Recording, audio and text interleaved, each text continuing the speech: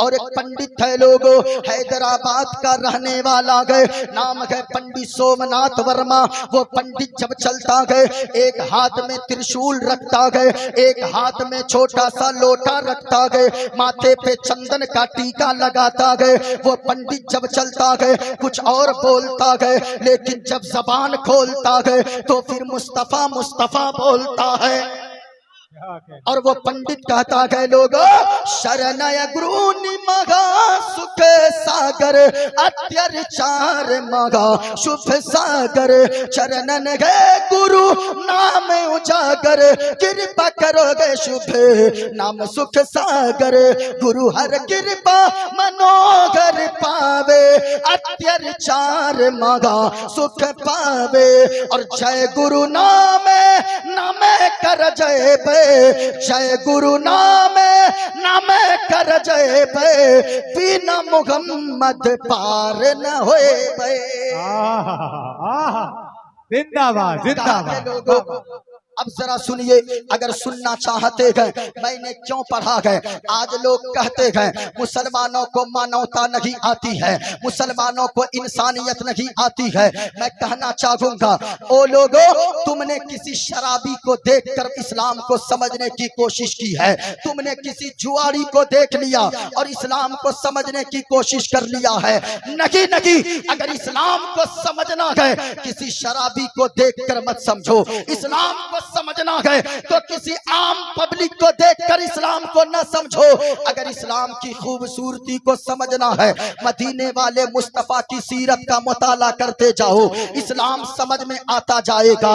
इस्लाम के बारे में जो लोग कहते हैं मुसलमानों को मानवता नहीं आती है, मुसलमानों को इंसानियत नहीं आती है, इस्लाम मानवता का पाठ नहीं पढ़ाता है, इस्लाम इंसानियत नहीं सिखाता है, ये उलमा बैठे हैं। एक किताब का नाम है फतवाए आलमगीरी।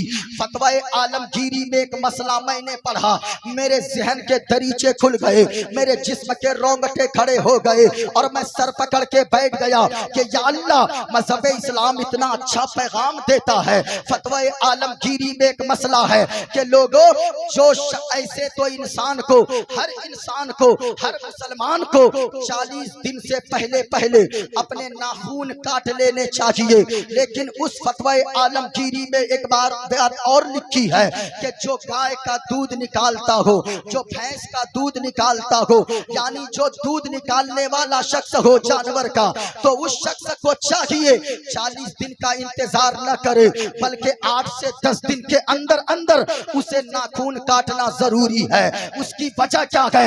इसलिए कि अगर किसी के नाखून पड़े रहे, जानवर का दूध निकालेगा तो जानवर को नाखून लगने की वजह से कहीं कोई तकलीफ ना हो जाए। तो मैं आपसे पूछना चाहता हूँ, जो मज़हब इस्लाम जानवर के साथ इतना अच्छा सुलूक करने का हुक्म देता है, वो इंसानों के साथ इंसानियत का कितना पाठ पढ़ाता होगा, वो इंसानों के साथ कितना अच्छा सुलूक करने को सिखाता होगा। लेकिन ये मीडिया चीखती है, ये मीडिया चिल्लाती है कि मुसलमान तो भड़काता है, ये मौलाना भड़काता है। मैं आपसे कहना चाहूंगा, ओ मीडिया वालों, याद रखना, एक मुसलमान अपने बाप के नाम पर नहीं भड़कता है, अपने दादा के नाम पर नहीं भड़कता है। हम तो टंके की चोट पर कहते हैं हमें गाली दो, हम बर्दाश्त कर लेंगे। अहमदुल फत्ताह साहब को गाली दो, ये बर्दाश्त कर लेंगे। नफीस हबीबी को गालियां दो, ये बर्दाश्त कर लेंगे। इन्हें छोड़ो, हमारी माँ को गालियां दो, हम बर्दाश्त कर लेंगे। हमारी बहन को गालियां दो, हम बर्दाश्त कर लेंगे।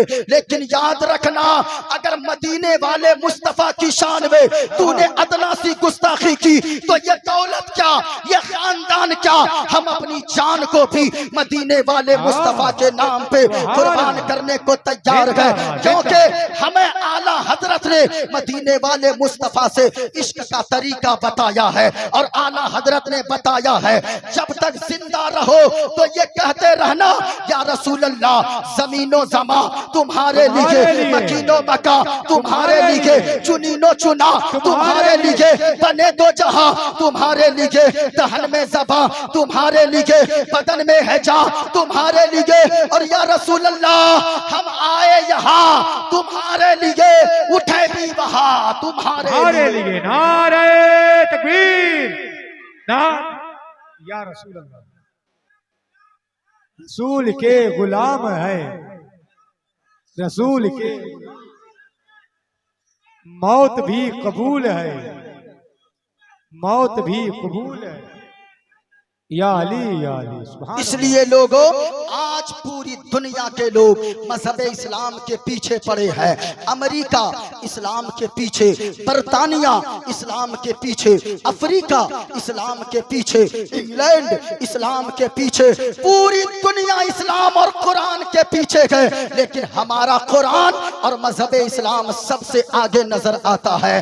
हम तो कहते हैं जो मिटाने आएगा वो तो मिट जाएगा, लेकिन इस्लाम और कुरान न मिटेगा। और ये पैगाम देते हैं सहरा में, जंगलों में, बयाबान में पढ़ो, मीनार गिर पड़े तो मैदान में पढ़ो। और ये बेखबर नुजूमी तुम्हें क्या बताएंगे कल होने वाला क्या है, कुरान में पढ़ो। सुभान अल्लाह। सबसे अच्छा मजहब अगर कोई है तो कौन सा है? मजहब पूरा मजमा बोलो, झूम कर बताओ सबसे अच्छा मजहब अगर कोई है तो कौन सा है? अब पूरा मजमा एक नारा लगा लो और मेरी गुफ्तगू को मुलाहजा करो। पूरा मजमा यहाँ से लेकर वहां तक एक हाथ को हसनी बनाओ, एक हाथ को हुसैनी बनाओ और तेवर हजरत अली मुश्किल कुशा का लो।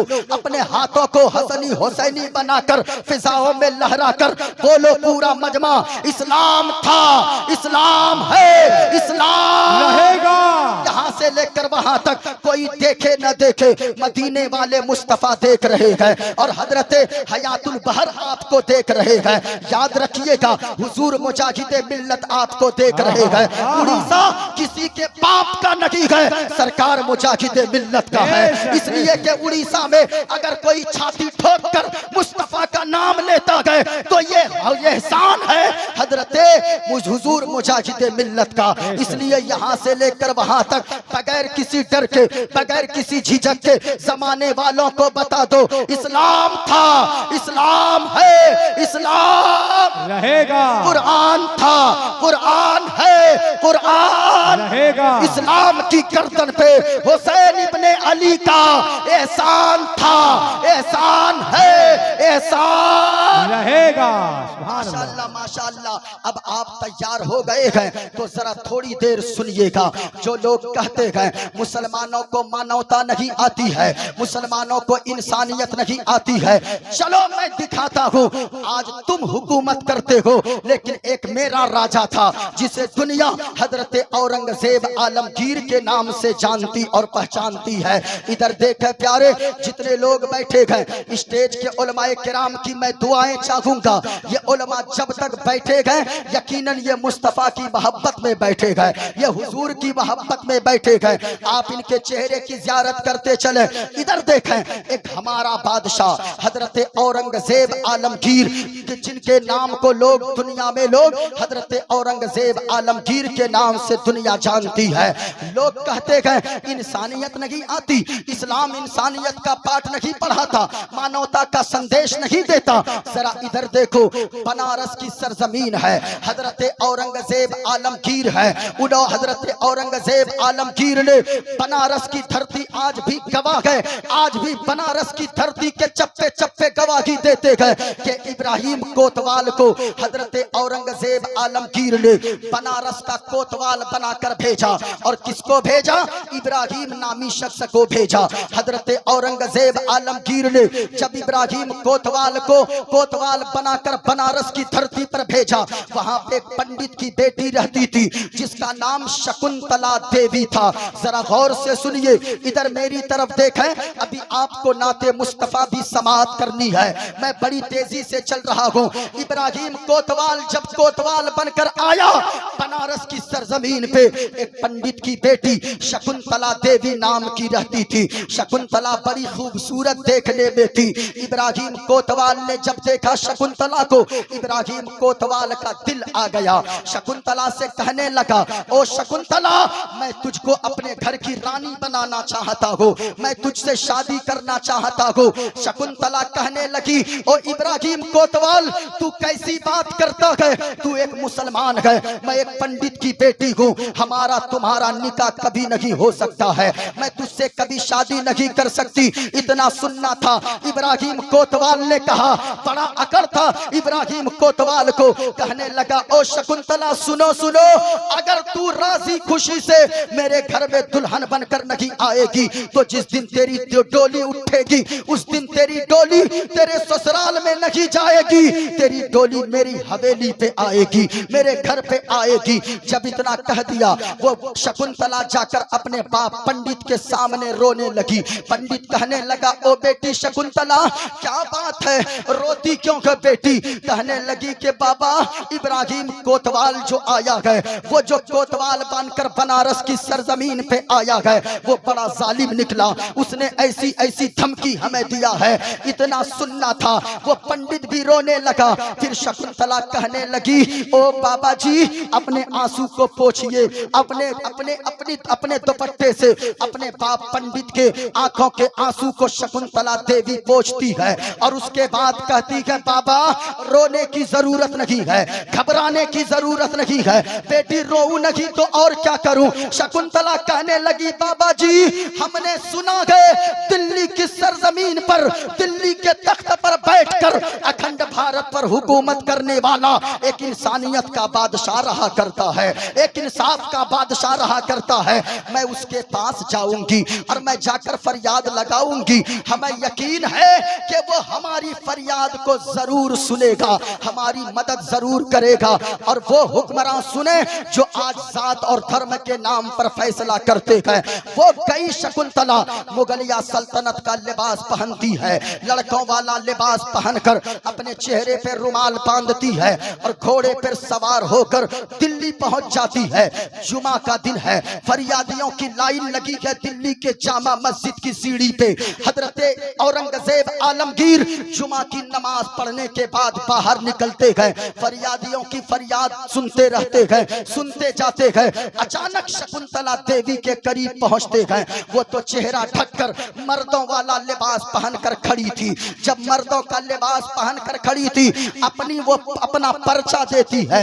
हजरते औरंगजेब आलमगीर ने जब उस पर्ची को पढ़ते हैं, अपने कांधे से चादर को उतारते हैं और शकुंतला देवी के कांधे पे सर पे डाल देते हैं और कहते हैं, ए बेटी शकुंतला, तेरा लिबास ये नहीं है जो तू पहनी है, तेरा लिबास तो ये है, तू पर्दे में लिपट कर घर में रहने की चीज है। ए बेटी शकुंतला, चली जा बनारस की सरजमीन पर, अपने बाप को कह दो कि शादी की तैयारी करे, शादी की तैयारी करे, तेरी इज्जत बचाने औरंगजेब आलमगीर जरूर बनारस आएगा।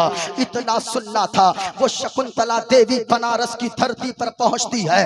बनारस की धरती पर पहुंची है शकुंतला। शादी की तैयारियां होने लगी, शहनाई बजने लगी। उधर इब्राहिम कोतवाल घोड़े पे सवार होकर अशरफिया लोगों में बांट रहा है, पैसे लुटा रहा है।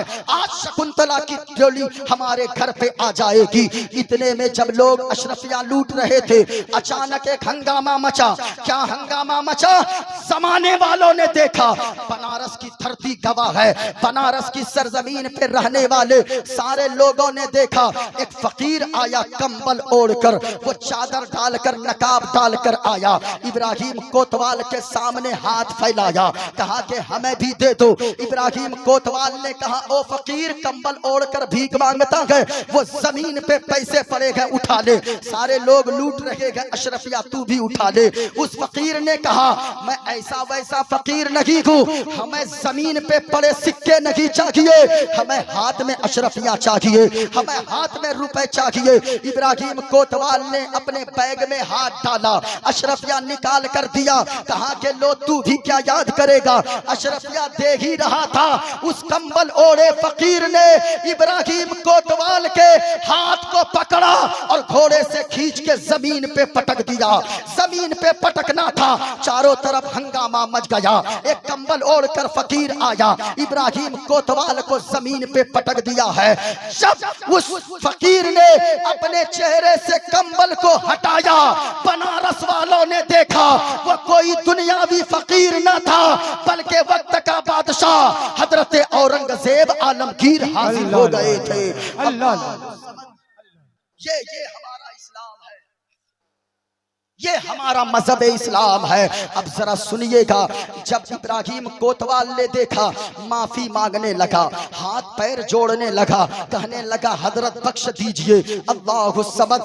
वो इंसानियत का बादशाह, वो इंसाफ करने वाला बादशाह, वो हजरत औरंगजेब आलमगीर के जो दिन भर दिल्ली के तख्त पे बैठकर लोगों की फरियाद सुनता था, और जब इशा की अजान होता था तो रमजान के महीने में दिल्ली के जामा मस्जिद में खड़े होकर, मुसल्ले पे खड़े होकर लोगों को तरावीह में कुरान की तिलावत सुनाया करता था।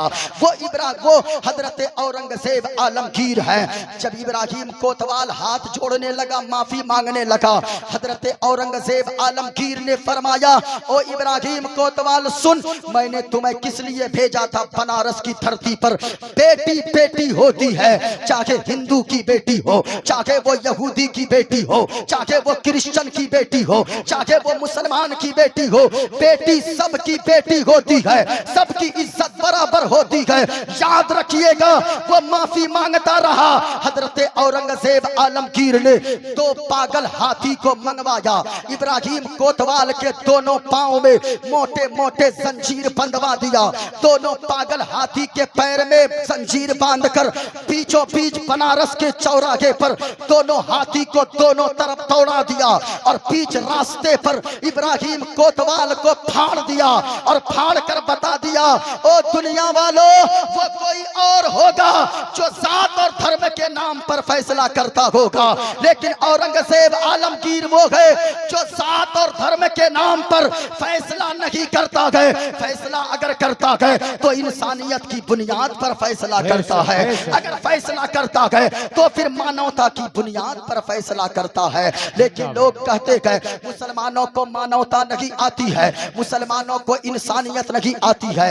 इधर देखे प्यारे, ये भागवत गीता मेरे हाथ में है। भागवत गीता में क्या लिखा है, मजहब इस्लाम ने जो पैगाम दिया है, क्या वही चीज लिखी है या नहीं। भागवत गीता का पेज नंबर 44 है, इस पे एक मंत्र लिखा हुआ है। और एक बात गौर से सुनिएगा और हमेशा याद रखिएगा कि जो कुरान किताब अल्लाह की है, उस किताब से बढ़कर पूरे रूए जमीन पर कोई किताब नहीं है। कुरान सबसे अच्छी किताब है और सबसे अच्छा मजहब इस्लाम है।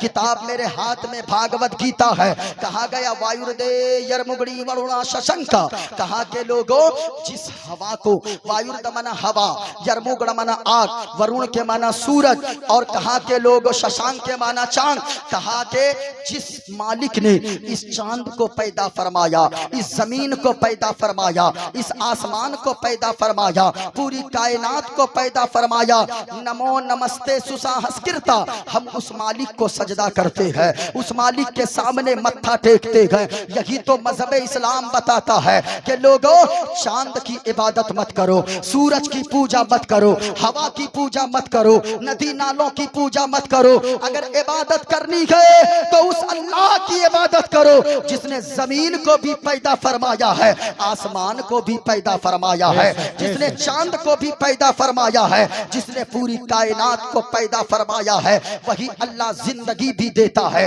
वही अल्लाह मौत भी देता है, वही अल्लाह इज्जत भी देता है, वही अल्लाह जलीलो रुसवा भी करता है। आप जलसे में आए हो, मैंने क्या मौजू लिया था कि अल्लाह का दोस्त कौन बनता है, अल्लाह किससे दोस्ती फरमाता है। कहा गौसे आजम ने फरमाया 4 खसलतें अपने अंदर पैदा कर लो, अल्लाह का तुम दोस्त बन जाओगे। गौर से सुनना लोगो, वो 4 खसलतें कौन कौन सी है। गौसे आजम ने फरमाया पहली खसलत ये पैदा करो, माँ बाप से मोहब्बत करो, माँ बाप की खिदमत करो, माँ बाप की फरमाबरदारी करो। आज बड़े शर्म की बात होती है कि सारी चीजों के लिए लोगों के पास पैसे होते गए, लेकिन माँ की दवा के लिए लोगों के पास पैसे नहीं होते गए, माँ के इलाज के लिए लोगों के पास पैसे नहीं होते गए। मैं आपसे कहना चाहूंगा, कई जगह पे खबर मिली है बेटे ने बाप का मर्डर कर दिया, बेटे ने बाप को कत्ल कर दिया, एक बेटा ने माँ का मर्डर कर दिया। मैं आपसे कहना चाहूंगा, ए नौजवान, तू क्या समझता है अगर तेरी माँ जिंदा है ना, तो समझो तेरे लिए फिक्र करने वाली कोई औरत जिंदा है। जब तक तेरा बाप जिंदा है, तुझे नेक मशवरा देने वाला इंसान जिंदा है। जिस दिन तेरी माँ दुनिया से चली गई, जिस दिन तेरा बाप दुनिया से चला गया, अल्लाह की कसम तुझे नेक मशवरा देने वाला कोई नजर नहीं आएगा। माँ बाप की खिदमत करो। अगर तेरे बाप बूढ़े हैं, तुम हजारों रुपए गुटके पे महीने पे खर्च कर देते हो, हजारों रुपए तुम घूमने में दोस्तों अहबाब पे खर्च कर देते हो, लेकिन माँ बाप की दवा के लिए भी अगर तेरा बाप कहे बेटा 1 केजी सेब ले आना, बेटा 1 केजी ऑरेंज ले आना, तो उस वक्त तेरे पसीने छूटने लगते हैं। याद रखना, आज तू उस बाप के लिए 1 केजी सेब लाने को तू भारी समझता है, तू वजन समझता है, तू बहुत ज्यादा गिरा समझता है। याद रखना, वही तेरा बाप है जो तेरे लिए 8 घंटा नहीं बल्कि 10-10 घंटे तक तेरे लिए मजदूरी किया करता था, तेरे लिए चमड़ी को जलाकर काला कर लेता था। हमने देखा है गरीब मजदूरों को काम करते हुए कि वो बाप जब दिल्ली की सरजमीन पर अपने बच्चों की परवरिश के लिए काम करता है, जब उसका बाप कहीं मुंबई की सरजमीन पे काम करता है, तो फिर उनके हाथ में छाले पड़ जाते हैं। 10-10, 20-20 ईंट लेकर अपने कांधे पर पुश्त पर लेकर 10 मंजिला मकान पे चढ़ जाते हैं। वो सिर्फ किस लिए कि मैं यहाँ पे अगरचे नौकरी करूंगा, मैं अपने बेटे को शहजादा बनाकर रखूंगा, मैं यहाँ नौकरी करूंगा, मैं अपनी बीवी को रानी बनाकर रखूंगा। जितने लोग जलसे में आए हो, ये पैगाम लेकर जाना, अगर माँ बाप तेरे नाराज हैं तो फिर याद रखना ये जलसे में आना तेरा बेकार है। माँ बाप अगर नाराज है तो तेरा अजमेर जाना बेकार है। माँ बाप अगर नाराज है हयातुल बहर के रोजे पे जाना बेकार है। अगर माँ बाप नाराज है सरकार मुजाहिदे मिल्लत की बारगाह में जाना तेरा बेकार है। अगर माँ बाप नाराज है तो मदीने वाले मुस्तफा की बारगाह में तेरा जाना बेकार है। अगर माँ बाप नाराज है मस्जिद जाना बेकार है। इसलिए ओ लोगों जिनके माँ बाप जिंदा गए, माँ बाप की जीते जी कद्र कर लो। जिनके माँ बाप दुनिया से चले गए हैं, माँ बाप की कब्र पर जाकर फातिहा पढ़ लिया करो। अगर दुनिया में माँ बाप जिंदा गए, माँ बाप की दुआएं लेते रहो, माँ बाप की दुआएं लेते रहोगे, दुनिया में रहोगे, इज्जतदार बनकर रहोगे, मरने के बाद जन्नत का हकदार हो जाओगे। वाह वाह, सुभान अल्लाह, अल्लाह या रसूल अल्लाह, जिंदाबाद जिंदाबाद जिंदाबाद। माँ बाप की कदर करो। अगर माँ बाप तेरे नाराज हैं तो फिर सारी चीजें तेरी बेकार है, सारी इबादत तेरी बेकार है। माँ बाप की खिदमत करते रहो। गौसे आजम ने फरमाया 4 खसलतें अपने अंदर पैदा करो, अल्लाह ताला तुझे अपना दोस्त बना लेगा और अल्लाह भी तुझसे दोस्ती फरमाएगा। पहली खसलत ये पैदा करो कि माँ बाप की खिदमत करो, माँ बाप की फरमाबरदारी करो। दूसरी खसलत ये पैदा करो कि नमाज की पाबंदी करो।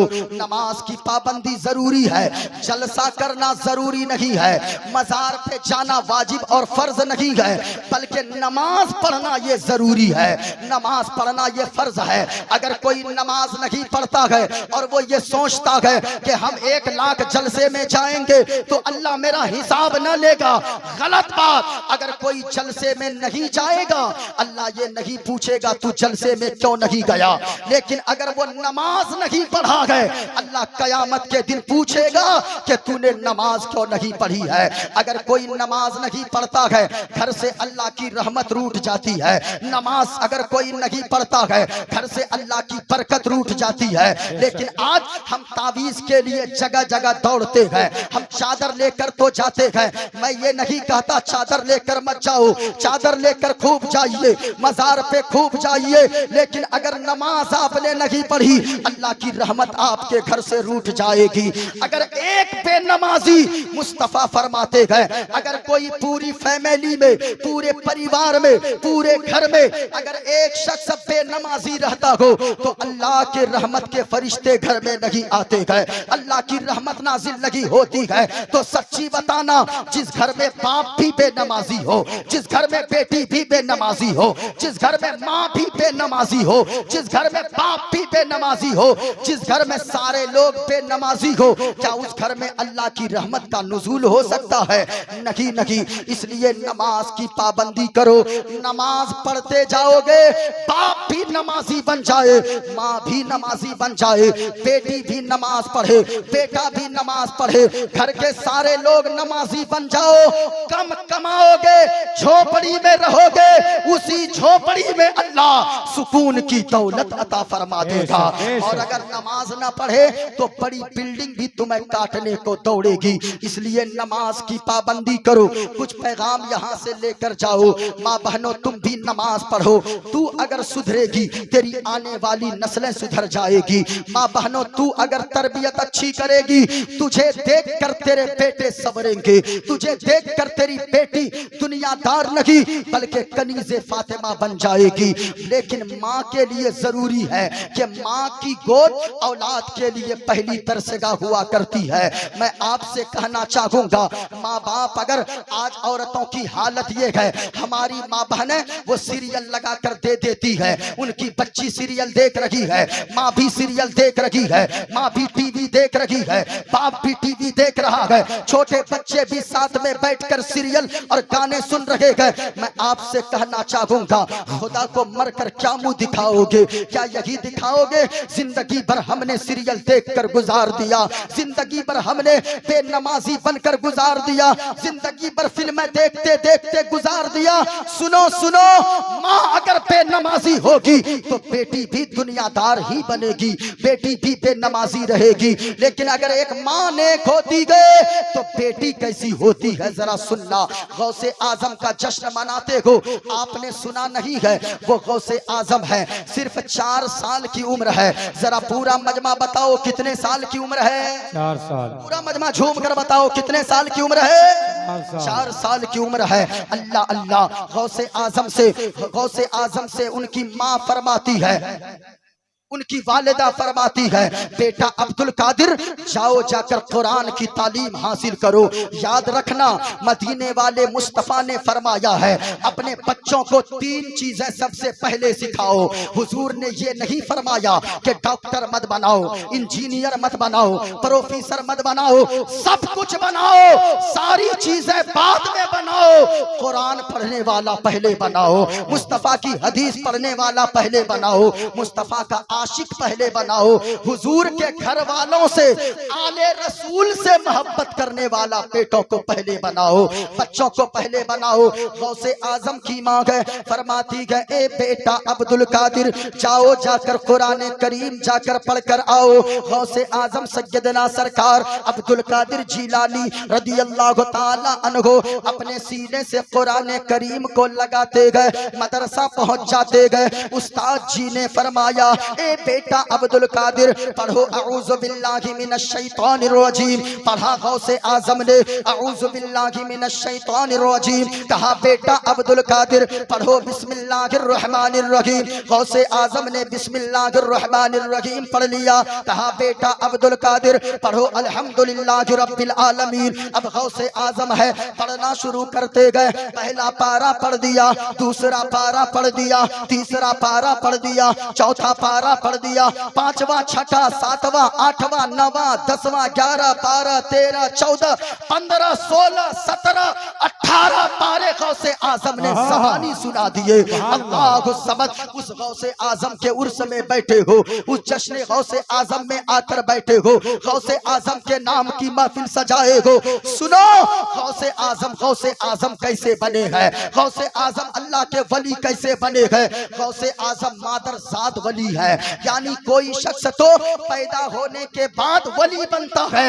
गौसे आजम अल्लाह के ऐसे वली हैं जो माँ के पेट से ही वली बनकर पैदा हुए हैं, वो गौसे आजम है। उस्ताद ने फरमाया, बेटा अब्दुल कादिर ये बताओ, ये 18 पारे तूने कहाँ याद कर लिया, किस मदरसे में पढ़ा, किस उस्ताद के पास पढ़ा? कहा हजरत जी कहीं नहीं गया, किसी उस्ताद के पास ना पढ़ा, किसी मदरसे में ना पढ़ा। ए अब्दुल कादिर ये बता, ये 14 पारे तूने कहां से याद कर लिया? कहा कहीं ना गया। कहा उस्ताद जी ये तो सही बात है, मैं किसी मदरसे में ना गया, किसी उस्ताद के पास ना गया, लेकिन सच्चाई ये है मैं अपनी माँ के शिकम में था। मेरी माँ 18 पारों की हाफिजा थी, मेरी माँ 18 पारों की हाफिजा है, और मेरी माँ की आदत मुबारक है। मेरी माँ झाड़ू लगाती थी, कुरान की तिलावत करती थी, मेरी माँ बिस्तर लगाती थी, कुरान की तिलावत करती थी, मेरी माँ दरवाजा बंद करती थी, कुरान की तिलावत करती थी, मेरी माँ बिस्तर लगाती थी, कुरान की तिलावत करती थी, मेरी माँ बर्तन मांजती थी, कुरान की तिलावत करती थी, मेरी माँ खाना बनाती थी, कुरान की तिलावत करती थी। और उस्ताद जी मैं माँ के कुरान की तिलावत को माँ के पेट के अंदर से सुनता जाता था, सुनता जाता था, सुनता जाता था। और आलम ये हुआ जब मैं पैदा हुआ तो सुनते सुनते 18 पारों का हाफिज कुरान बनकर पैदा हुआ। सुभान अल्लाह, सुभान अल्लाह। नारे तकबीर, नारे रिसालत, फैज़ाने हुजूर गौसे आजम, मसलके आला हजरत उलमाए अहले सुन्नत। वो गौसे आजम की माँ है। माँ अगर नेक होगी तो बेटी भी कनीज़े फातिमा होगी, माँ अगर नेक होगी तो बेटा भी दुनियादार नहीं बल्कि गुलाम अहमद मुख्तार बनेगा। लेकिन आजकल की माँ बहनों को देखें, ये सीरियल देखती है, और अहमदुल फत्ताह भाई हमारे इलाके में औरतें एक लोरी गाती है, लोरी, इनको कुरान पढ़ने की फुर्सत नहीं है, ये लोरी गाती है। और वो लोरी क्या गाती है सुना दूं? वो लोरी गाती है, आरे आबा पारे आबा नदिया किनारे आबा, सोने के कटोरिया में दूध भात लेते आबा, बाबू के मुंह में घुटूस। ये हमारे इलाके में गाती है। अब पता नहीं आपके यहाँ क्या है, कुछ न कुछ उड़ीसा की जबान में भी जरूर गाती होगी। मैं कहना चाहूंगा, ओ मेरी माँ और बहनों, तू लोरियां ना गा, तू गाने ना गुनगुना, बल्कि तू नाते मुस्तफा गुनगुनाया कर, बल्कि तू दुरूदे पाक पढ़ा कर। तू नाते मुस्तफा गुनगुनाएगी, तेरी बेटी बनेगी, बड़ी होकर दुनियादार ना बनेगी, कनीज़े फातिमा बन जाएगी, हजरत फातिमा ज़हरा की कनीज बन जाएगी। इसलिए माँ बहनों, माँ नेक हो जाए तो बेटी भी कनीज़े फातिमा हो जाएगी। बाप अगर दीनदार हो जाए तो बेटा गुंडे का बॉस नहीं बल्कि बेटा गुलामे गौस बन जाएगा। माँ नेक हो तो बेटी नेक होगी, बाप दीनदार हो तो बेटा दीनदार होगा। इस वजह से लोगों, माँ बाप नेक बन जाओ। अगर आप चाहते हो आपका बेटा नमाजी बन जाए, आप भी नमाजी बन जाओ। नमाज के अलावा कोई चारा नहीं है। अगर आपने ये सोचा हम नमाज ना पढ़ेंगे कुछ नहीं होगा, अगर कोई ये कहता है मत पढ़ो नमाज सब हो जाएगा हिसाब किताब बराबर, अल्लाह की कसम वो तुझे जहन्नम में ले जाने वाली बातें फरमाते गए। कयामत के दिन सबसे पहले मैदान महशर में सबसे पहले किसी चीज के बारे में अगर पूछी जाएगी तो नमाज के बारे में पूछी जाएगी। नमाज के बारे में सवाल होगा। नमाज अगर कोई नहीं पढ़ता, नबी से मोहब्बत का दावा करता है, उनका दावा झूठा है। नबी से मोहब्बत का अगर कोई ये कहे हम नबी से का आशिक है, उनका दावा झूठा है। क्योंकि है गर नबी से मगर नमाजी हो जाओ, है कर नबी से मोहब्बत नमाजी हो जाओ, मिलेगी कब्र में राहत, नमाजी हो जाओ, मिलेगी कब्र में राहत, नमाजी हो जाओ। और एक शेर माँ बहनों के लिए, माँ बहनों सुनो, कनीज़ फातिमा बन जा, कसम खुदा की तुम्हें, कनीज़ फातिमा बन जा, कसम खुदा की तुम्हें, मिलेगी ज़हरा की कुर्बत, नमाज़ी हो जाओ, मिलेगी ज़हरा की कुर्बत, नमाज़ी हो जाओ। अल्लाह क़यामत के दिन सबसे पहले पूछेगा नमाज के बारे में। गौसे आजम ने फरमाया, अल्लाह का दोस्त बनना चाहते हो और ये चाहते हो ईमान वालों कि अल्लाह तुझसे दोस्ती फरमाए, चार खसलतें अपने अंदर पैदा करो। पहली खसलत ये पैदा करो, माँ बाप की फरमा बरदारी करो, माँ बाप की इज्जत करो, माँ बाप की खिदमत करो। दूसरी खसलत ये पैदा करो कि पांचों वक्त नमाज की पाबंदी करो। तीसरी खसलत ये पैदा करो, हराम ना खाओ, जब भी खाओ हलाल खाओ, अपने बच्चों को हलाल का लुकमा खिलाओ, अपनी बीवी को हलाल खिलाओ, माँ बाप को हलाल खिलाओ। हलाल खाते जाओगे, नमक रोटी भी हलाल खाओगे, हलाल तरीके से खाओगे, उसी नमक रोटी में अल्लाह बरकतों का नुज़ूल अता फरमा देगा। हलाल खाओ, हराम को हाथ मत लगाओ। मेरी गुफ्तगू शायद लंबी हो गई है क्योंकि अहमदुल फत्ताह भाई को नाद भी पढ़नी है। बहुत देर लाकर इनको बैठा दिए स्टेज पर पूरा दिन। अच्छा, देखिए मेरी आदत है, मैं अच्छी बातें किया करता हूं ताकि लोगों को कुछ पैगाम मिल जाए। हाँ, अगर आप चाहेंगे तो मैं सुनाऊंगा, अगर सुनना चाहते कि यहाँ से लेकर वहां तक पूरा मजमा हाथों को उठाकर बोलो या रसूल अल्लाह।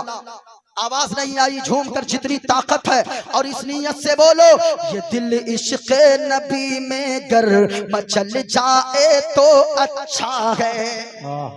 पूरा मजमा, ये दिल ये जान किसके लिए दिया है? हुजूर ही के लिए तो है। बताओ, हुजूर से बढ़कर कोई दुनिया में है क्या? हुजूर से ज्यादा खूबसूरत कोई दुनिया में है क्या? बल्कि ये कहो, ये दिल इश्क़ नबी में गर मचल जाए तो अच्छा है। और मोहम्मद कहते कहते दम निकल जाए तो अच्छा। पूरा मजमा मोहम्मद कहते कहते दम निकल जाए तो अच्छा है। मोहम्मद कहते कहते दम निकल जाए तो अच्छा है। कहा कि चार खसलत पैदा करो। इसको थोड़ी देर पूरी कर दूं, बस पूरी कर दूं। कहा कि पहली खसलत, अगर चाहते हो अल्लाह तुझसे दोस्ती फरमाए, जमीन पे चलो अल्लाह दोस्त बना ले, कब्र में जाओ अल्लाह का दोस्त बनकर उठाए जाओ, मैदान महशर में अल्लाह का दोस्त बनकर उठाए जाओ, तो चार खसलतें पैदा करो। पहली खसलत माँ बाप की खिदमत करो, दूसरी खसलत नमाज की पाबंदी करो, तीसरी आदत ये पैदा करो हराम को हाथ ना लगाओ बल्कि हलाल खाओ, हलाल खाओ। और चौथी आदत ये पैदा करो कि शौहर बीवी के हुकूक को अदा करो, बीवी शौहर के हुकूक को अदा करे, यानी शौहर के जिम्मे जो काम है वो शौहर अदा करे। शौहर बीवी से कहे, ओ मेरी बीवी तू मेरे बच्चों की परवरिश कर दे, नमाज की पाबंदी कर ले, मैं हलाल कमा कर लाऊंगा, मैं तेरे लिए तुझे घर में रानी बन के बना कर रखूंगा। बीवी भी अपने शौहर से कहे, ए मेरे शौहर नामदार, आप कमाने को बाहर जाते हो, वादा करके जाओ हलाल ही कमा कर लाओगे, हराम का एक दाना कमा कर ना लाओगे। अगर ये दोनों का सिस्टम बन जाए, दोनों की मोहब्बत इस तरह हो जाए, शौहर बीवी का अकीदा इस तरह हो जाए, शौहर बीवी की ईमानदारी इस तरह हो जाए, वो शौहर बीवी जमीन पे रहते गए, अगरचे झोपड़ी में रहते गए, अल्लाह के फरिश्ते उस शौहर बीवी की ज़ियारत के लिए जमीन पे तशरीफ लाया करते गए। इसलिए चार आदतें अपने अंदर पैदा करो। मैं बड़ी तेजी के साथ चला इसलिए बातें इधर उधर ना हो जाए। पूरा मजमा हाथों को उठाकर बताओ अगर सुनना चाहते हो। एक मर्तबा मोहब्बत के साथ बोलो या रसूल अल्लाह, और झूम कर बोलो या हबीब अल्लाह, प्यार से बोलो या रसूल अल्लाह। देख है मैंने जो किताब पढ़ा है, मैंने जिस किताब से मंत्र मैंने पढ़ा, किताब का नाम भागवत गीता है। एक बात बताइएगा, दुनिया में हम मजहब इस्लाम के मानने वाले हैं, इस्लाम हमें पैगाम क्या देता है? अल्लाह एक है। लोग कहते हैं इस्लाम तो मानवता नहीं सिखाता, इस्लाम तो औरतों को पर्दे में कैद के रख दिया है। किताब का नाम भागवत गीता है और ये देखा मेरे हाथ में हवाला मौजूद है। किताब का नाम भागवत गीता और भागवत गीता में क्या लिखा है? पेज नंबर है 43, पेज नंबर पे लिखा है। अगर कोई देखना चाहे वो आकर देख सकता है। मेरी बातें बहुत ज्यादा रिकॉर्ड है सोशल मीडिया पे, आज तक किसी से जवाब न बन सका। ये देखें जो लोग कहते हैं कि मजहब इस्लाम ने औरतों को कैद करके रख दिया है, औरतों को बिल्कुल यानी कि बिल्कुल गुलाम बनाकर रख दिया है, नौकरानी बनाकर रख दिया है। जो लोग इस तरह की बातें करते हैं, लेकिन हमारी माँ बहनों को जब मालूम नहीं है कि उनकी इज्जत क्या है, उनका मर्तबा क्या है, उनका मकाम क्या है, हमारी माँ बहनें भी टीवियों के डिबेट को देखकर बकवास करने लगती है। हाँ हाँ ये तो सही कह रहा है। ओ माँ बहनों, तुम्हें अपने मर्तबे का अंदाजा नहीं है। इसकी वजह यह है हमारी माँ बहनों के अंदर दीन की कमी है, दीन के इल्म की कमी है। जिस दिन हमारी माँ बहनें अपनी इज्जत को समझ लेगी, अपने पावर को समझ लेगी, अपने मर्तबे को समझ लेगी, तो डंके की चोट पर कहेगी ओ मीडिया वालों अपनी बकवास अपने पास रखो, दुनिया की सारी दौलत एक तरफ, मदीने वाले मुस्तफा का दिया हुआ पर्दा एक तरफ। सुभान अल्लाह। लेकिन माँ बहनों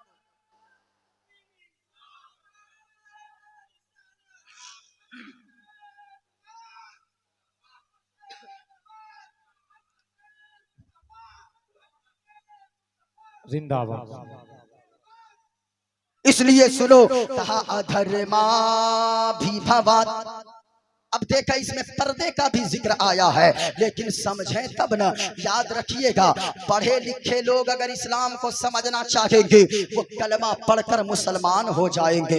ये मेरा दावा है। आज अमेरिका में लाखों दसों हजार लोग कलमा पढ़कर मुसलमान हो रहे हैं, यूरोप में लोग कलमा पढ़कर मुसलमान हो रहे हैं। और अगर कोई जहालत की बुनियाद पर, अंधभक्ति की बुनियाद पर इस्लाम को समझने चलेगा तो उसे इस्लाम समझ में नहीं आएगा। इस्लाम को समझने के लिए आंखों से ऐनक को, तासुब के ऐनक को उतार कर इस्लाम को समझना होगा। इस्लाम तो इतना अच्छा मजहब है, इस्लाम ये सिखाता है। मदीने वाले मुस्तफा फरमाते हैं लोगों अपने पड़ोसी का तुम इतना ख्याल रखो, अगर तेरा पड़ोसी तुझसे नाराज हो जाए अपने पड़ोसी से जाकर माफी मांग लो। अपना पड़ोसी अगर तेरा, अगरचे वो गैर ही क्यों ना हो, अगरचे वो मुसलमान ना हो, अगरचे वो यहूदी ही क्यों ना हो, लेकिन उसके साथ हुस्ने सुलूक से पेश आओ। मदीने वाले मुस्तफा ने फरमाया है, मक्के की सरजमीन है, मदीने वाले मुस्तफा है, प्यारे नबी सल्लल्लाहु अलैहि वसल्लम है। एक यहूदी का घर हुजूर के घर के बगल में है। हुजूर एक दिन यहूदी के दरवाजे पर जाकर दस्तक देते हैं, अंदर से आवाज आती है कौन? कहा कि मैं जनाबे मोहम्मदुर रसूलुल्लाह आया हो, तेरे दरवाजे पर आया हो। यहूदी ने कहा ए मोहम्मद तेरा मेरे दरवाजे पर क्या काम है? हुजूर ने फरमाया ओ यहूदी सुनो सुनो, आज मैं तेरे पास अपना दीन लेकर नहीं आया हूँ, आज मैं तेरे पास आया हूँ। मेरे घर में कई दिनों से सालन नहीं बना था, अच्छा सालन आज बना। मैंने सोचा मैं बाद में खाऊंगा, अपने पड़ोसी के घर में सालन जाकर पहले पहुंचाऊंगा, इसलिए मैं तेरे घर में, तेरे दरवाजे पर, तेरी दहलीज पर सालन लेकर कटोरे में आया हूँ। यहूदी ने जब इतना सुना आकर रोने लगा। कहा रोता क्यों है? कहा कि मैं तो आपको दुश्मन समझता रहा, लेकिन आपका अंदाज इतना निराला है, आपका अखलाक इतना निराला है कि सालन बना गए तो आप अपने खाए बगैर पहले मुझको देने आए गए। कहा कि हुजूर सालन बाद में लूंगा, पहले हाथ बढ़ाएं, कलमा पढ़ाकर अपनी गुलामी में दाखिल करके मुसलमान बना दें। जिंदाबाद।